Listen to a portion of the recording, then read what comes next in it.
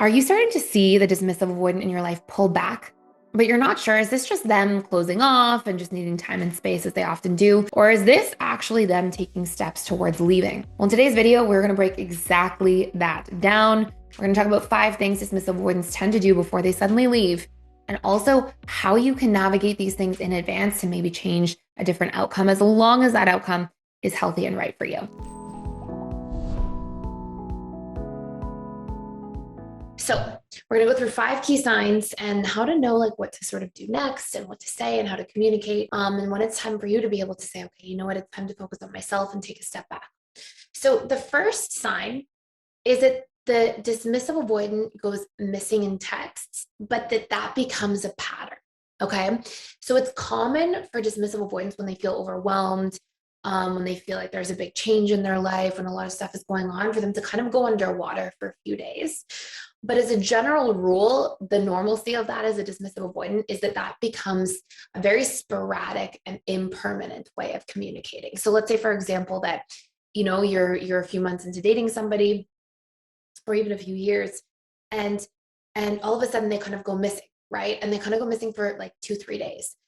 And as a general rule, especially I think as we get further into relationships, it's fairly healthy to expect that there's some form of communication, 6, if not 7 days a week. And especially more committed romantic relationships. Generally, it's like, hey, even just a quick text every day. It's quite the standard to have, constant communication in a healthy way throughout the course of relationships.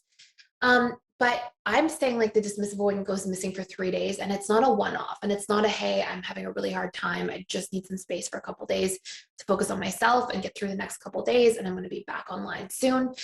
It's that going missing for 2-3 days at a time becomes a normal pattern in a relationship. Okay. And when we get to that point, even if that's like the DA in, not the best version of themselves, they're struggling, it's also important if you're on the receiving end of that to evaluate, like, how do you feel when that happens? Right. And are you okay with that? Like, and if not, you should communicate about it, see your needs through. And if it doesn't change, consider trying to end the relationship, right? If it's just really not working, because there has to be sort of some kind of healthy communication and consistency in a relationship for it to work.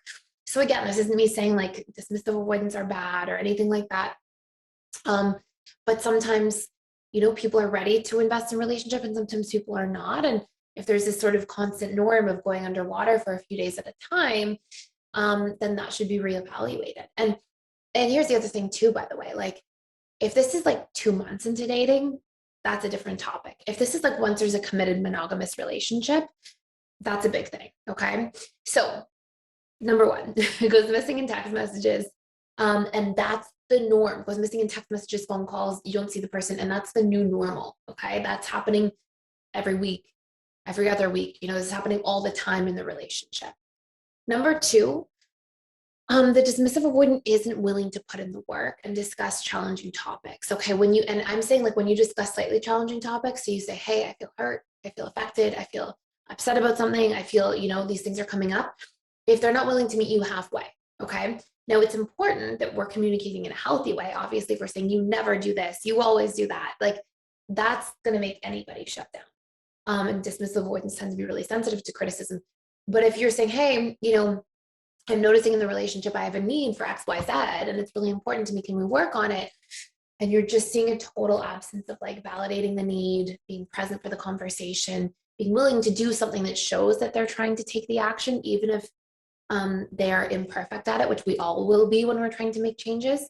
If there's just no effort or energy or willingness to talk about the topic, and it's just a shutting down, it's not a good sign. I mean, it's a really strong sign that dismissive avoidant is really withdrawing from the relationship and is on the way out.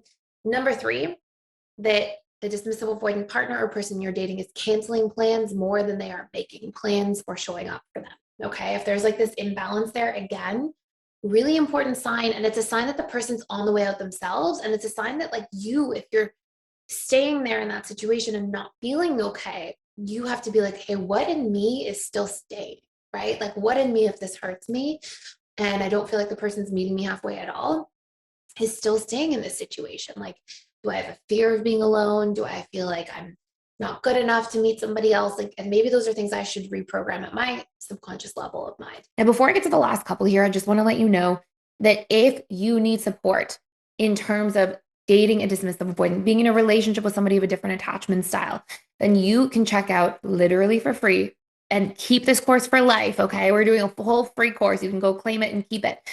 And it is all about how to be in a secure relationship, the key pillars of a secure relationship, what that looks like, so you can see where you are and where this person is, and how to reverse engineer the steps to get there, including how you can show up more securely if you're insecurely attached and heal in that process. It is your roadmap for what securely attached people do differently if you just didn't grow up with a lot of that support of knowing that or having that modeled to you and just didn't see a lot of secure and healthy relationships. This will be your guide for the future, for any relationships to come. It also will help you in friendships, family relationships, co-working relationships. So check it out. You literally get to keep it for life. And this is just available for a limited time. And also with this, you get to test out all the different courses at PDS for free for 7 days, but keep that course for life.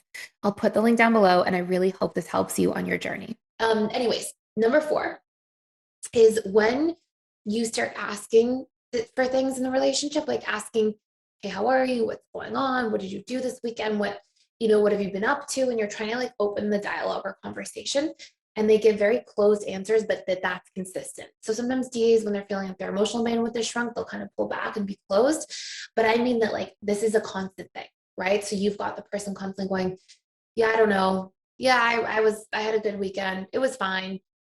These very like one word or brief sentence answers, instead of being like, oh, I did this with my friends and then I did this. What did you do for the weekend? Like there's no back and forth. It's almost always coming to a closed answer. Sometimes this is a reflection of a DA being afraid. Sometimes this is a reflection of a DA being hurt by something and not talking about it. But at the end of the day, like if they can't then have a discussion about those things or work through those fears, it may be that person at this time on their journey is not ready for a romantic relationship. And if you are the DA in that situation, it's so important that if you're finding yourself in a lot of these patterns, that you take the time to like heal your heart and heal your subconscious wounds and fears about vulnerability, about connection, about commitment. Do some reprogramming work, learn your needs and how to communicate those needs to partners so you can still have your freedom and independence while having a healthy, committed relationship where you can show up at the same time. I think we think they're mutually exclusive things, but when you explore them in more detail, they're absolutely not. Anyway, so that's number 4. Number 5, that you are not getting somebody who opens up. They're not sharing personal things. They're not being vulnerable. You're not seeing that in moments at all in the relationship, or very, very, very infrequently. Part of moving the needle when we get closer and closer to somebody is moving the needle towards more vulnerability, understanding each other's inner worlds more. And if there's a total absence of that, it may be that the DA is not quite ready at this time to have a romantic partnership go further, to take the next steps, and the relationship may be on its way out as well. So I hope this gives you some insight. We get tons of questions about this. Please let me know in the comments if you have any questions below. Thank you for being here. Please like, share, and subscribe. If you haven't already, I would super appreciate it. And I will see you in the next video.